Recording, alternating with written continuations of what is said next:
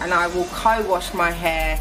I haven't done a lot of hairstyles since I've transitioned my way down up here. So probably the most important part of our hair. Quite thick and it's quite black. Now I've been into research and I found dryer and a few different options came up. So all you need to do is amend it. I didn't actually think it would fit. I'm so... We're coming to the end. Now I've recently transitioned onto sheer moisture and this is what just fitting. I know I personally enough water a day. That is my top 8 guide, like I said earlier. And make sure... So this is my 8 top tips for natural hair. First one, number 1. So shampoo and co-wash. Now this is probably a debate that I hear about all the time. I use shampoo. Don't know if anyone else does, but I do. So I will shampoo my hair once a week and I will co-wash my hair every 3 days basically, just to make sure I get rid of the product build up that can sometimes happen in your hair, especially if you have it out like this quite often. So that is my top tip number 1. Shampoo, but you still co-wash. Top tip number 2. Top tip number 2 is pay attention to those split ends. I think a lot of people always focus on, oh my god, my hair's growing, but if you've got loads of split ends, you're just doing more damage to your hair, because the longer those split ends go up, the longer your hair's more damaged. So make sure you're watching your hair. Make sure every time you have it out like this, just do a little sense check of the ends, and if you see those split ends, make sure you cut them off, because if you don't, your split ends are going to be all the way up and you won't have no hair left. So that's top tip number 2, watch your split end. Top tip number 3.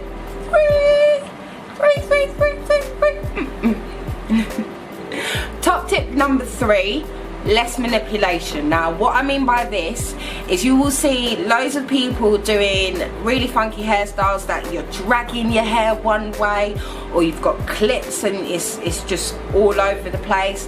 That does more damage to your hair than good. It might look absolutely amazing, but in terms of your hairs being pulled from the root, that's really damaging. So what I try to do is on a daily basis, I'll make sure I have a low manipulation hairstyle, whether that means my hair's just like this, or if you follow me on Instagram, you would have seen I regularly wear hair ties on my hair, because I just find that easier. Now, I haven't done a lot of hairstyles since I've transitioned over and I've cut my hair off, and I think because of me not doing as much manipulation hairstyles, my hair has become a lot more stronger because I'm not playing around with it. So I guess that would be my top tip number 3, is watch those high manipulation hairstyles and avoid it where you can. Try to do something a bit simple. Let your hair breathe. Top tip number 4. Top tip number 4. Top tip number 4. Top tip number 4. Top tip number 4. So my top tip number 4 is to work your hair in sections. Now I find that using these are probably the easiest way for me to do that. I will literally just part my hair and then clip it and then work my way down. No, work my way down up, yeah.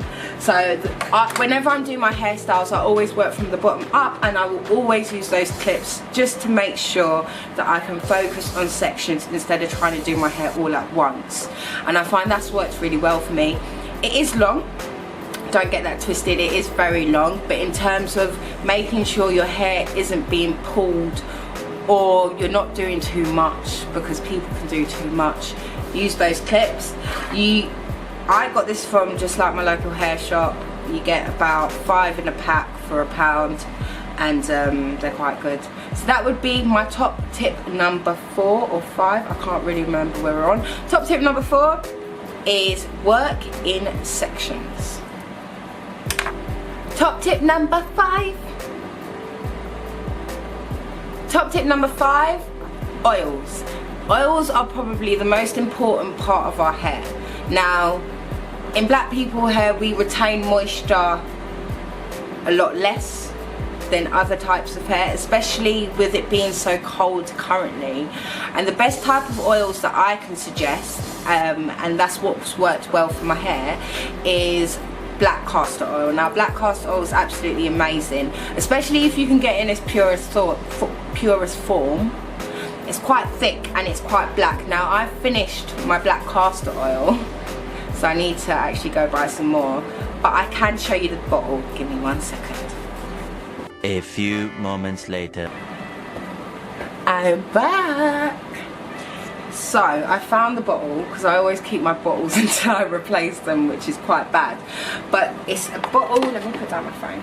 It's a bottle like this. There is actually a little bit in there, surprisingly. But black castor oil is black castor oil, to be honest. But I would always suggest going for the strongest, darkest one, because that does the best. It's less diluted and it works better on your hair. As you can see, I've already touched the bottle and the oil is all on my hands. That is absolutely amazing. Penetrative oils. Penetrative oils, any type of oils to use on your hair, just to give it that extra moisture and that glow. That glow. Top tip number 6. Now, I'm broke, alright? That sounds... I don't have a hooded dryer in my house. A lot of people don't have hooded dryers in their house. Now, in terms of heat on your hair, I haven't actually blow dried my hair since I've transitioned. I've tried to avoid actually using a physical blow dryer and comb, because I feel, back to the top tips before about manipulation and working in sections, it's quite damaging for your hair, really, any type of heat. So I try to avoid it. Now what I have done is I did a bit of research, and this is probably the most important part of going natural, is you're gonna have to research. And I found an alternative to hooded dryers.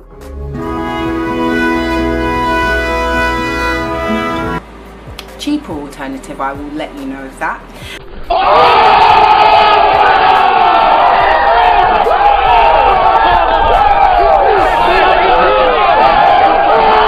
And I literally just searched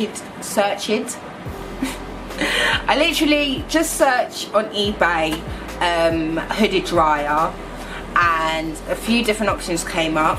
When I say I only paid about £3 for this, and no postage and packaging as well. And I know there's cheaper ones, but I paid £3 for this, and it's so simple. So after you wash your hair and you do your deep condition, this is amazing for deep condition as well. So this is what I majority of the time use this for, is when I'm deep conditioning my hair. And it's literally just like a little hooded hat, like a, what's the word that I'm looking for, like a hood, you know, like a hood, yeah, it's like that. So I will do a little demonstration on how I use it.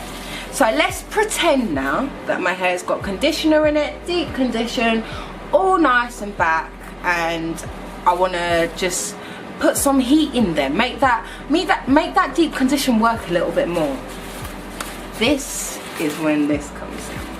So all you need to do is you pop it on your, oh, it's not even gonna fit, is it? It's not even gonna fit, is it? I can already see this happening. Let's try. So it's got, let me show you before I put it on. Inside it's got little holes. I don't know if you can see that. You probably can't. It's got little holes in it, and this is where the heat kind of transfers into. So there's a, this is connected to your blow dryer. You link that in, the air goes through and then comes out of those little holes, and obviously your head's inside. Now we will try see if it will fit my hair. I don't know if it will, but we'll try. What do you know? This is why I like this, because it's, you're able to change. So if you've got a big head, right, you're able to amend it. I didn't actually think it would fit. I'm so happy about that. So there's a little thing to adjust at the top, and then at the bottom you got your little thing there just to keep it together. Now if you're like me and you can't deal with things being in your face, what I tend to do, which is why there's a knot in here already, is I probably look like a right mug right now but I will just use the little bits of string and tie it back like that, and then you've got your hooded bit that goes into the blow dryer, and I will just condition my hair, deep condition my hair like that. So that is my top tip. I can't remember what number we're on, but that is another top tip, is the hooded dryer. We're coming to the end now. We're at top tip number 7. Tip number 7 is actually, I think you'll find all of these top tips are actually quite linked. Now my top tip number 7 is never forget about your leave-in conditioner. You never know the amount of people that always ask me, do you actually use leave-in conditioner? Now I do. The one time that I will actually consistently use leave-in conditioner is when I've just washed my hair, conditioned my hair, and I'm gonna, before I put in a bit of product in it, I like to make sure that I'm using products that, again, restore and retain my hair. So as well as using the black castor oil that we spoke about earlier, I will also use sheer moisture. Now I've recently transitioned onto sheer moisture, and this is one thing you'll realise as well. You might love one product, but it's always best to change, and it's always best to learn, because another product might do 10 times better what your original product done. So I've always been an advocate of Aunt Jackie's. I absolutely love the brand, but I thought, you know what, I'm going to try something a bit different, see if it works better for my hair. If it doesn't, then I know I'll just go back to Aunt Jackie's. Now I have been using the Strengthen and Restore Edge treatment. Now do you know what's a bit funny about this? It comes in, it's literally just like a little bottle like that. It actually says it's an edge control. Now I wouldn't personally use this as an edge control. I don't think it controls the edges at all, but what it does do is, with an edge control, you find your edges are a bit dry, or like you put the edge control on, you wrap it, and it's literally so hard. I'll put this on as my base. It's weird because the actual texture of it is like, I don't know if you can actually see it. That's the actual texturization of it. It's like a bit of a jelly. I don't want to take it out because it's just going to mess up my hands, but I'm going to anyway for the purpose of this video. So it's a bit like goo, innit? That is how it comes out like. But I will put this on my edges before I put on my edge control, and I find this is done, I'm just going to put it in my hair, I found this is done really well in terms of just making sure my hair is moist, and it's lasted for ages. I first used this 3 days ago, and I haven't needed to do edge control since. I can show you my edges. That is pretty much my edges there. And it's not hard, and I don't like hard edges, so I find that really works well. But my leave-in conditioner that I use is Aunt Jackie's. I haven't switched over from that yet, and it is called the Intensive Repair Conditioning Mask, flaxseed recipes. I love anything with flaxseed, to be honest, if I'm truthfully honest. I really do like this one. It smells amazing. Yeah, it does. It smells really nice. I love smelling hair products. I always find hair products always smell really nice. But I'll use that as my leave-in conditioner. Now I will only use a small amount of leave-in conditioner before I put in my actual products. I find if you put in way too much leave-in conditioner, you'll get all of that white flakes, and I can't stand that. So I will probably, again, section in my hair, I'll probably use about that amount, and then just work that through my hair. You've got to bear in mind, my hair isn't that long. It's grown, it has, because my hair was absolutely nothing before. But let's do a little length check, shall we? So yeah, that is where my hair is now. Now when I cut my hair in February, it was there. I'll picture here or somewhere, but it was teeny, so it's grown a lot, and I think that's literally because of the top tips that I've let you guys know. So we've finally come to the end of the top 8 tips that I can give you guys. There is one last tip, and it's probably the most important tip that I can actually let you guys know, and it's something that, you know, a lot of us don't really do. So I'm a bit parched, but it's important. Our body is made up, I think it's something like 70 or 80% of our body is made up of it, and I know I personally didn't actually do it for a while. I was someone that liked the sweet things in life, but I think as you get old you kind of realise that you need to look after your body. And my top tip number 8 is going to be water.